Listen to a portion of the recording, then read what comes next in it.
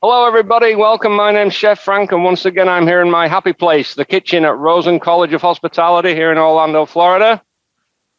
Today, we're going to do some knife cuts and have some fun doing that. First thing I want to do is finally chop an onion for you. I'm going to do it in brunoise. As you can see, the onion rolls about a bit, so I need to make it safe. Here's my root. I need to keep my root in because my root's going to help me keep the onion together. I'm going to take a nice slice off, and I'm going to dispose of my waste straight away, so my board is clean. Put it straight down the middle through the root and peel it. So with my onion, I want to slice it all the way along, all the way from the top, all the way down to the bottom, but not all the way to the end. My fingers are a claw. This is going to, again, keep me nice and safe. Because the knife's going to slide down there, not slide into my fingers. So very, very thin slices, all the way down. Hold my hand flat.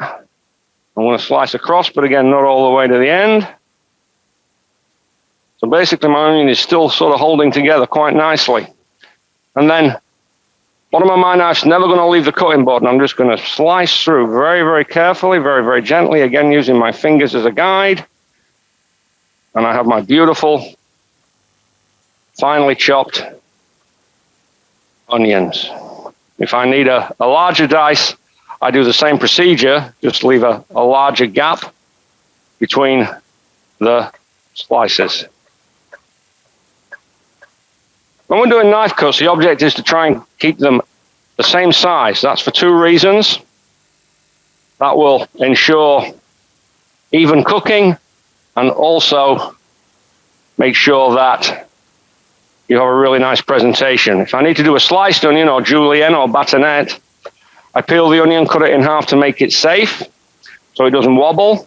And then for julienne, which is a very, very fine slice, you'll see the dimensions on the screen.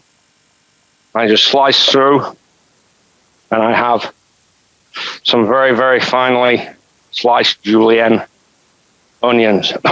If I need them a little thicker for batonette, same thing. I just do a thicker slice. But the object is to get them nice and easy. Now let's move on to a carrot. First thing I need to do is wash my carrot. And then I'm going to peel it. So the first one I'm going to do again is going to be that nice fine julienne. So the first thing I do is cut it to the right size, guys. That's important. That's my first cut taken care of. Now again, it's still a bit wobbly. So I'm going to make a nice block all the way around. Now I have a nice block. I can take it and I can do a nice thin slice. Once I have my nice thin slice, my plank, I can make sticks. If I need batonette, again, I'm going to do the same procedure. I'm going to make my block. I'm going to do a thicker plank and then do thicker sticks. So now let's move on to some dices. If I need to do some diced carrots, obviously dices aren't as long, so I still need to make a block, okay? So again, I'm going to do that thin plank. We've all seen this before, just a couple of seconds ago. And I'm going to do thin sticks. And from sticks, guys, I get squares. If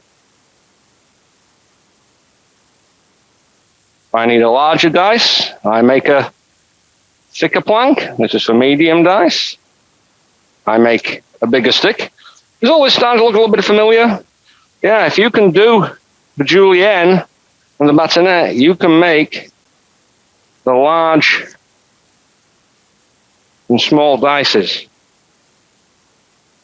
If we need a large dice for maybe some stocks or a stew, again, I'm going to cut it to the right size. Again, I'm not going to worry too much about that waste part, guys, because I want to put it in here and I want to utilize it for something else. I always think when you're in a kitchen, if you're throwing something away, it's not carrot, it's not a piece of lettuce, it's money. So we want to make as much money as we can.